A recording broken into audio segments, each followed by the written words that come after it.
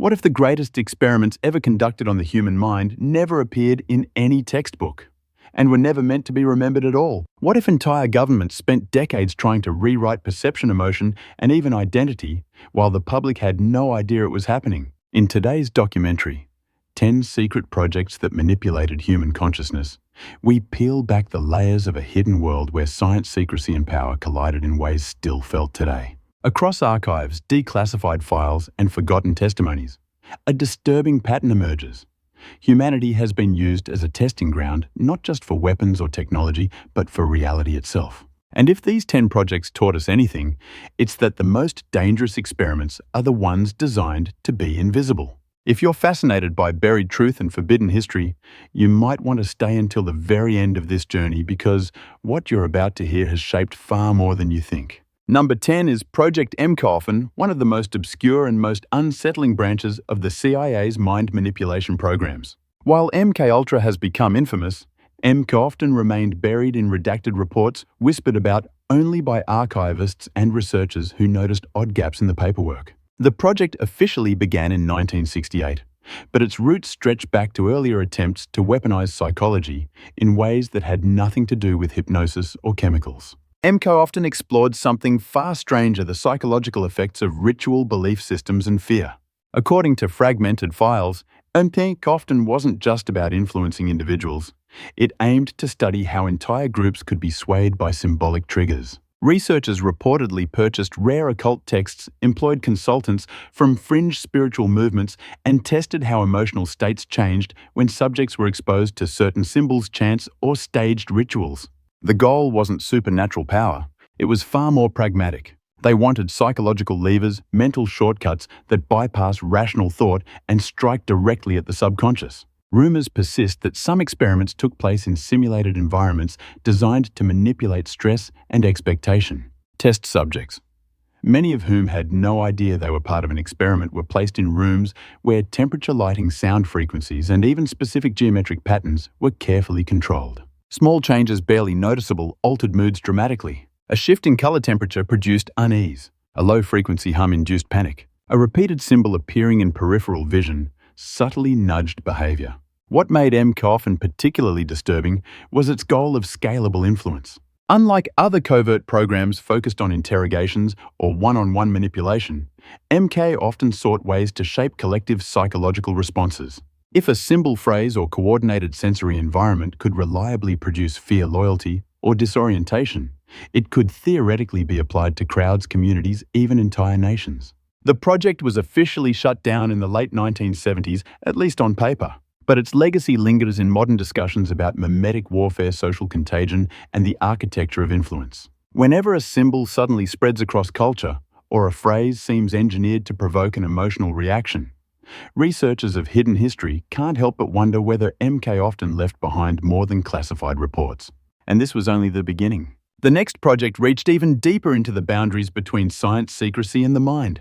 Number 9 is the Soviet Union's clandestine pursuit of psychotronic generators, devices that intelligence officials claimed could influence human thought from a distance. To the West, these machines sounded like pure science fiction. Metal boxes filled with circuitry coils and obscure crystals said to project fields capable of altering mood, decision-making, and even physiological responses. Yet internal memos, once dismissed as propaganda, reveal something far more complicated. The program began in the late 1960s when Soviet scientists became convinced that the human brain emitted measurable biofields. If those fields could be read, they reasoned perhaps they could also be modulated. The KGB quietly funneled resources into laboratories that would never appear on MAPS facilities, where engineers and neuroscientists worked alongside paranormal researchers to create devices capable of projecting informational patterns into a target's environment. One of the most controversial prototypes was the LIDAR machine, originally designed as a medical device. It emitted low-frequency microwave pulses that could induce drowsiness or agitation in patients. Officially, it was meant for calming psychiatric subjects. Unofficially, the military asked a darker question. Could such frequencies be tuned to disrupt enemy morale or cloud a soldier's focus during combat? By the mid-1970s, reports circulated among NATO analysts describing strange symptoms among personnel stationed near Soviet bases: sudden headaches, mood swings, difficulty concentrating. Some dismissed these as coincidence. Others suspected they were early tests of psychotronic emitters placed at border facilities. But the most disturbing aspect wasn't the machines themselves. It was the Soviet belief that consciousness could be manipulated without the target ever noticing. Unlike propaganda, which required attention, psychotronic manipulation was designed to slip beneath the threshold of awareness. A subtle frequency shift here, a strange vibration there. And suddenly the mind felt slightly off balance, more suggestible, more vulnerable to external cues. When the Soviet Union collapsed, documentation about the program scattered. Some files were destroyed, others quietly sold, and a few ended up in private collections. What survived paints a portrait of a government willing to explore any method, scientific or speculative, to gain an edge in the Cold War battle for human perception. Whether the machines truly worked remains debated, but the intentions behind them reveal a chilling truth. The competition between superpowers wasn't only about weapons. It was about control of the mind itself. And if the Soviets pushed the boundaries of technology, the next project blurred the line between experiment and reality even further. Number 8 is Project Artichoke, an early American intelligence program that predates, even shadows, the far more famous MKUltra. While MKUltra absorbed Artichoke in the mid-1950s, the project's groundwork was far more invasive, more desperate, and in many ways more experimental. Declassified documents reveal a troubling ambition to create a method of controlling an individual's actions without their knowledge, using a blend of psychology, hypnosis drugs, and coercive conditioning. Artichoke began with a simple question. Could a person be pushed chemically or psychologically into carrying out an act they would never normally commit? But that question quickly spiraled into a labyrinth of tests designed to override free will itself. Researchers recruited prisoners, refugees, informants, and anyone considered expendable. Many were told they were receiving medical treatment. Others weren't told anything at all. One of the central pillars of Artichoke was what agents called narco-hypnosis. Subjects were sedated with barbiturates injected with stimulants, then forced through cycles of induced sleep and sudden interrogation. The purpose was to break down resistance by shaking the foundations of memory and identity. Under this fog, interrogators attempted to implant suggestions, commands that would lie dormant until triggered. Reports mention experiments where subjects were isolated in soundproof rooms, exposed to flickering lights or looping audio. Some were placed under hypnosis for hours, guided through scenarios so vivid they left with fractured memories, unsure what was real and what had been constructed in their minds. Perhaps the most chilling chapter involved attempts to engineer amnesia. Artichoke scientists wanted to see if memories could be selectively erased or at least buried beneath layers of induced confusion. In several cases, subjects emerged unable to recall entire days, convinced that missing time was simply exhaustion or stress. The goal wasn't to erase harmful memories. It was to erase incriminating ones. The program operated under shifting names, moving between departments like a ghost to avoid detection. When oversight committees began probing intelligence abuses years later, Artichoke files surfaced with entire sections blacked out, leaving behind a haunting silhouette of a project whose full scope may never be known. What remains clear is this Artichoke wasn't just about interrogation. It was about testing how fragile the human mind truly is, and how easily it can be bent with the right combination of pressure and illusion. And if Artichoke attempted to control individuals, the next project sought something even greater, reshaping perception on a mass scale. Number 7 is the United Kingdom's long-rumoured Acoustic Warfare Initiative, a series of classified experiments that explored how sound vibration and resonance could be used to disrupt human consciousness without ever firing a shot. Most details remain buried under layers of national security restrictions, but scattered testimonies from former defence contractors and a handful of partially released documents paint a picture far stranger than traditional military research. It began in the early 1970s when analysts studying civil unrest noticed an unusual pattern. Large crowds could be influenced not only by what they heard, but by frequencies they didn't consciously register. Low-frequency infrasound too deep for the ear to perceive seemed capable of inducing anxiety, confusion, and even nausea when broadcast at high amplitude.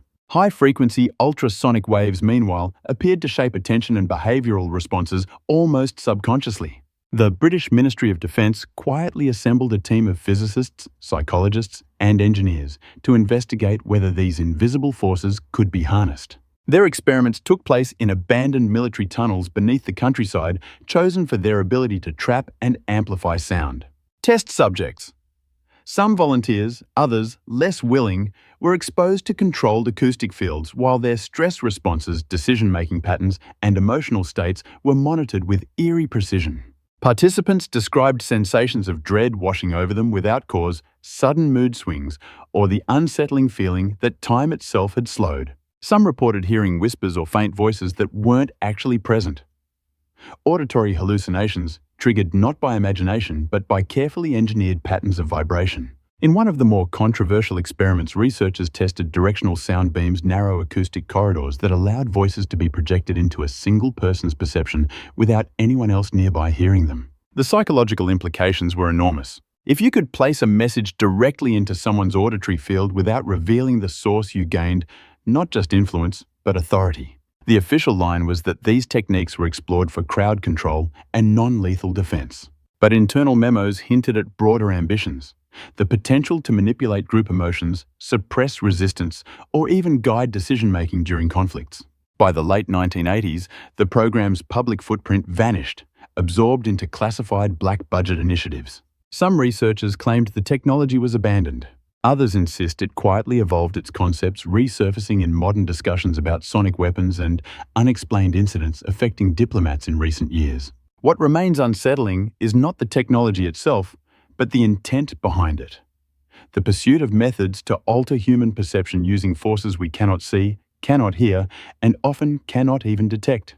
And while Britain explored the power of sound, the next project turned inward, mapping the very architecture of memory itself. Number 6 is the Stanford Memory Engineering Trials, an academic project that on the surface appeared to be a series of harmless cognitive studies. But buried beneath the grant proposals and peer-reviewed papers was a covert collaboration with defense agencies determined to understand how memory could be reshaped, redirected, or rewritten entirely. The trials began in the late 1980s, when a group of neuroscientists at Stanford University received funding to study memory consolidation under stress. The official objective was to examine how trauma pressure and emotional overload affected long-term recall. But newly leaked internal memos and private communications between lab directors and military advisors reveal a different story. These experiments were never just about understanding memory, they were about engineering it. Participants were volunteers, at first students, staff, community members. They entered rooms designed to look like standard cognitive labs, unaware that the environment itself was part of the test. Lighting was controlled to mimic subtle circadian disruption. Airflow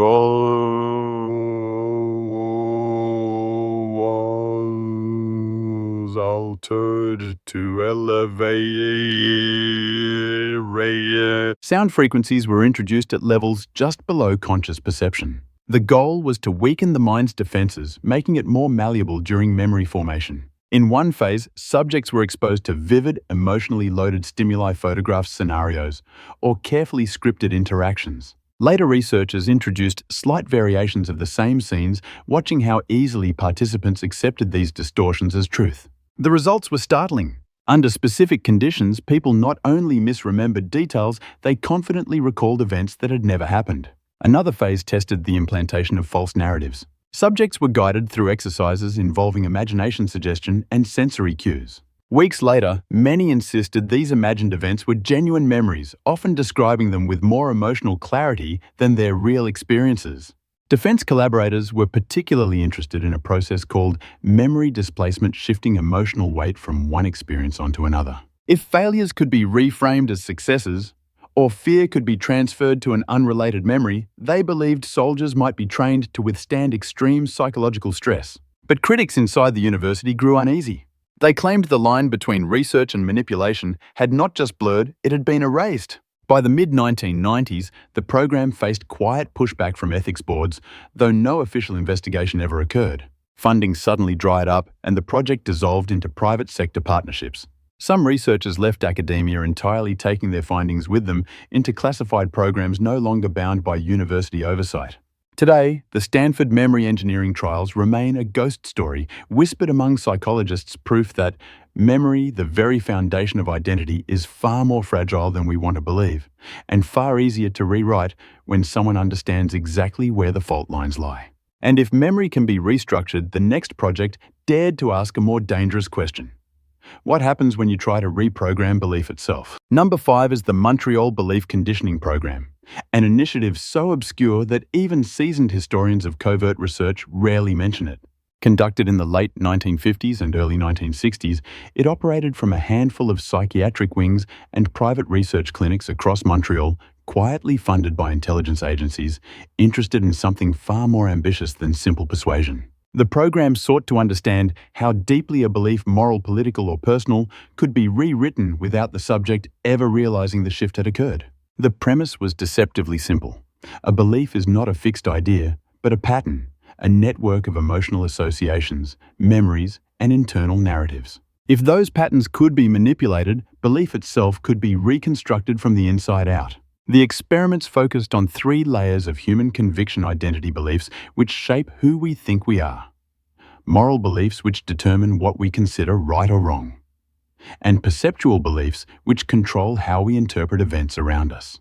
Participants thought they were signing up for routine stress reduction studies, but once admitted they were immersed in controlled psychological environments designed to weaken their instinctive resistance to new ideas. Rooms were kept intentionally bland to produce sensory monotony. Subjects were asked to recount personal memories repeatedly, while mild disorientation techniques, shifts in lighting, subtle vibrations, low-frequency tones were quietly introduced.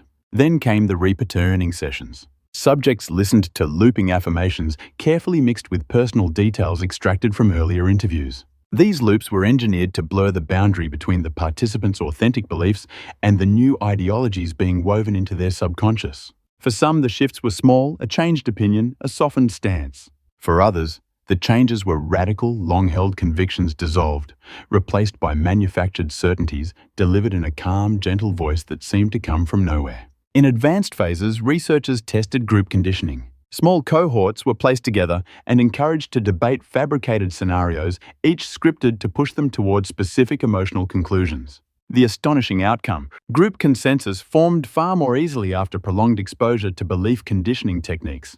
People became more compliant, more trusting of authority, more willing to accept ideas they would have rejected outright weeks earlier.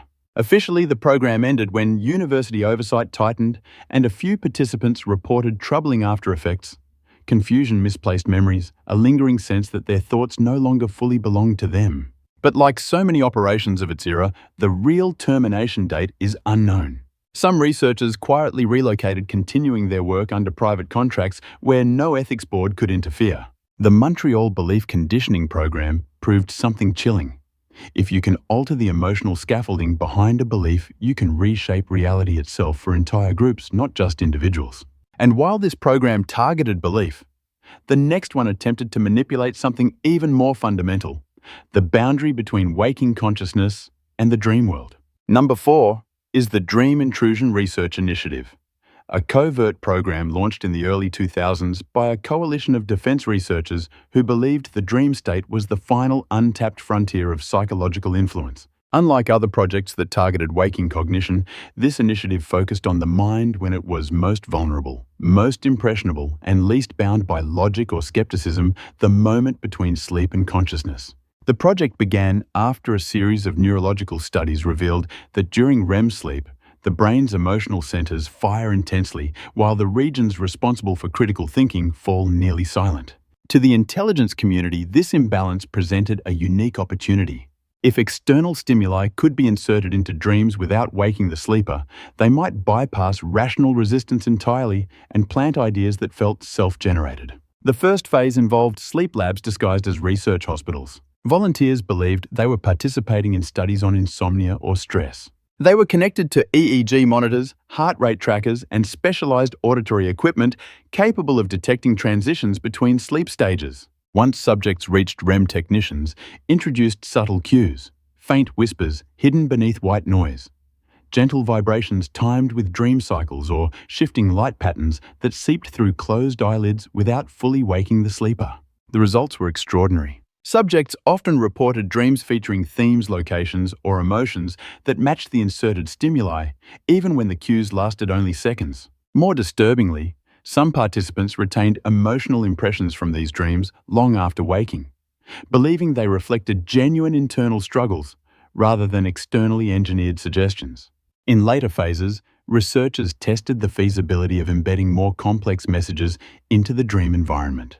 Instead of simple cues, subjects were exposed to fragmented narratives, voices discussing fabricated events, soft instructions phrased as inner thoughts, or ambiguous emotional prompts designed to steer the dream's tone. Many participants accepted these dream-inserted elements as their own subconscious creations, never suspecting manipulation. The program's most controversial experiments involved attempts to shape post-dream behavior. Researchers found that by influencing dream content, especially emotionally charged scenarios, they could subtly affect subjects' choices the following day. A dream featuring uncertainty made participants more cautious. A dream containing symbolic success increased confidence. These effects were temporary but undeniable. When internal ethics concerns surfaced, the initiative's public face dissolved overnight. Sleep labs were repurposed, researchers reassigned, and all official documentation was buried. But whispers among insiders suggest the technology quietly advanced portable devices, remote induction methods, even trials aimed at synchronizing dream states across small groups. The Dream Intrusion Research Initiative revealed a profound truth. If someone can shape your dreams, they can shape the emotional foundation of your waking life without you ever realizing it. And if dreams could be influenced, the next project attempted something even bolder, altering not just thoughts but the very frequency of consciousness itself. Number 3 is the Global Frequency Entrainment Program, an international research effort so deeply buried beneath overlapping security agencies that almost no one today can identify who originally funded it. What we do know is this: it revolved around a powerful idea that has existed for centuries but only became technologically feasible in the late 20th century, the concept that the human mind can be guided, synchronized, or disrupted using rhythmic electromagnetic patterns. The foundation of this program was a simple neurological fact. The brain operates using electrical oscillations, or brainwaves, that shift depending on a person's mental state. Calmness, alertness, fear, focus, and dissociation each have their own frequency signatures. If those frequencies can be mapped, then in theory they can be influenced. This concept, frequency entrainment, was already known in clinical therapy. But the Global Frequency Entrainment Program wasn't interested in helping individuals. It sought to test whether populations could be quietly nudged into specific emotional states using external signals. The project expanded rapidly in the 1990s, with the deployment of large-scale communication and radar systems capable of generating broad-spectrum electromagnetic fields. Researchers used existing infrastructure, cell towers, satellite arrays, even long-range navigation transmitters, not to transmit information, but to test how background electromagnetic noise subtly affected the human nervous system. Early experiments were surprisingly effective. In regions where frequency modulation tests were conducted, researchers recorded small but notable changes in population-level patterns, fluctuations in anxiety levels, sleep quality, heart rate variability, even patterns of civil unrest. None of these shifts were dramatic enough to be obvious to the public, but to the researchers running the program, they were proof of concept. The project's most controversial phase involved testing whether synchronized frequencies could promote compliance or reduce critical thinking. Reports mentioned trials where entrainment signals were timed with major broadcasts, political events, or emergency drills. The idea wasn't to control thoughts outright, it was to create an emotional climate that made certain responses more likely. Calm during crisis, fear during uncertainty, trust during misinformation. Opponents inside the scientific community tried to raise alarms. They argued the technology was too unpredictable, too ethically corrosive, and far too easy to weaponize. They warned that electromagnetic entrainment could interfere with circadian rhythms, impair concentration, or worsen depressive symptoms. But their objections disappeared into classified review boards. By the early 2000s, the program's name vanished from internal documents, replaced by vague references to behavioral atmosphere research. Some believe it was abandoned. Others insist it simply fragmented into private tech firms and defense contractors, each carrying a small piece of a much larger puzzle. The Global Frequency Entrainment Program demonstrated a haunting possibility. The human mind doesn't need to be persuaded or deceived. Sometimes it only needs to be tuned. And if frequency could influence emotion, the next project explored something even more dramatic: how to steer consciousness itself during moments of crisis, identity rupture, or existential doubt. Number 2 is Project Liminal Shift, one of the most enigmatic and debated consciousness programs ever whispered about in defense circles. Unlike most mind-influence projects that manipulate perception from the outside, Liminal shift focused on a strange psychological phenomenon, the moment when a person's identity becomes fluid, unstable, or vulnerable to rapid redefinition. These moments, called liminal states, occur during trauma, disorientation, grief, spiritual crisis, or even sudden awe. They are the cracks where the mind briefly lets go of its structure before rebuilding it. Liminal shift sought to guide that rebuilding process. The program began after researchers noticed a pattern in hostage survivors and soldiers returning from extreme situations. Profound internal shifts happened not during the crisis, but in the silent seconds immediately after. Emotional shock created a window where beliefs, values, and even personal narratives could be rewritten, sometimes permanently. Intelligence agencies saw an opportunity. If this window could be triggered artificially and controlled, it might allow unprecedented influence over identity formation. Participants in the project were recruited under the guise of studying resilience training. They were subjected to carefully engineered psychological scenarios, high-pressure simulations, disorienting environments, and scripted interpersonal conflicts designed to push them toward a liminal tipping point. The moment their identity destabilized, researchers introduced highly personalized narratives, stories about their past interpretations of their behavior, explanations for their emotions. In that fragile state, many accepted these external narratives as their own. The twist came when researchers realized something unexpected. Not everyone returned from the liminal state the same way. Some participants emerged calmer, more focused, and oddly compliant. Others became emotionally detached, as if they no longer trusted their own thoughts. A few developed new belief systems, seemingly out of nowhere interpretations of reality that blended their genuine experiences with the suggestions fed to them in the liminal moment. Even stranger were the cases where the process failed. A handful of subjects entered the liminal window, but didn't reconstruct in the expected direction. Instead of accepting the artificial narratives, they rejected all narratives, external and internal, emerging in a state of profound skepticism toward authority. Liminal shift researchers quietly labeled these subjects broken mirrors and removed them from trials. No one knows what happened to them afterward. The twist is, this internal memos revealed the project wasn't about influencing enemies. It was about shaping the identities of elite operatives, molding them into individuals who could adopt new personas, instantly detach from moral conflict, or withstand psychological stress without fracture. Liminal shift wasn't designed to control the public. It was designed to create a new kind of human one whose consciousness could be reprogrammed as easily as software.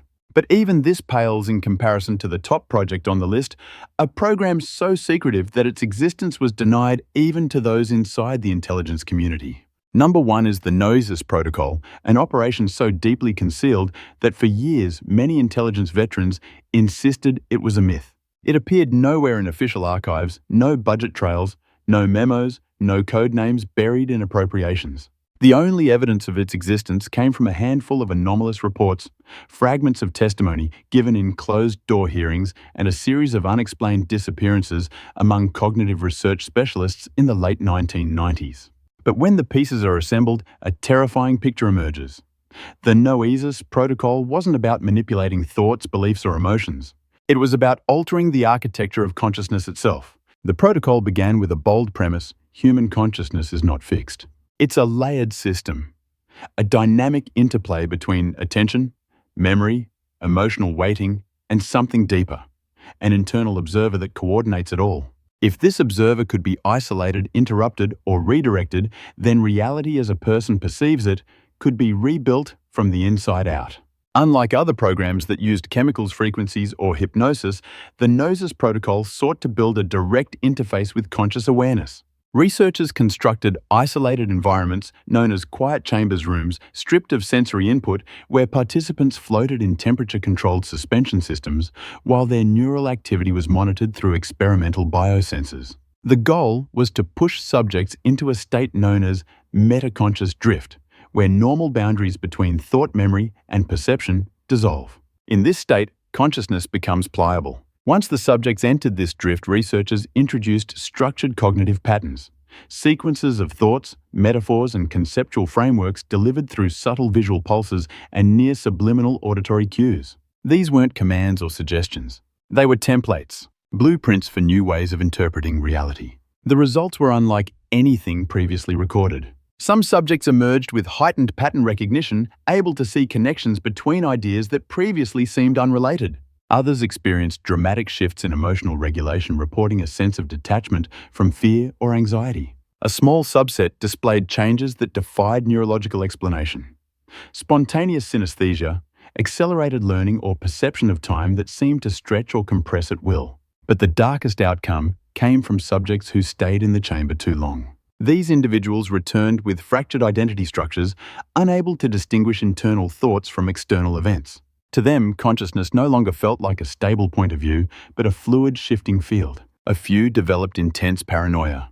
Others became eerily calm, speaking about their experience as if they had glimpsed something beyond human cognition. These subjects were quietly relocated to undisclosed facilities. Internal documents suggest that Phase 2 of the NOESIS Protocol aimed to scale the process. Portable interfaces, field-ready induction devices, even attempts to test whether collective consciousness states could be created among small groups. But before that phase began, the entire program vanished.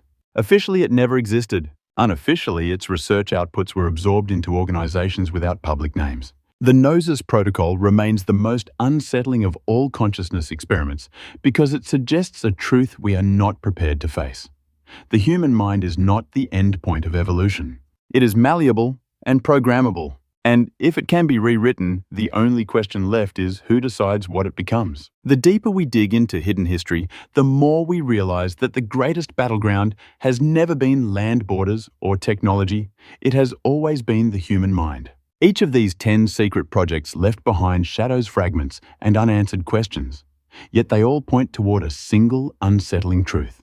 Consciousness is far more vulnerable and far more valuable than we've ever been told.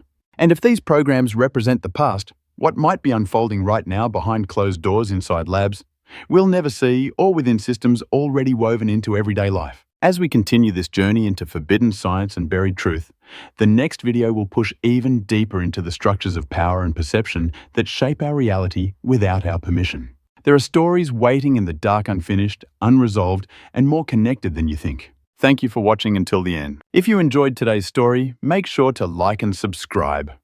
It truly helps me create more content for you.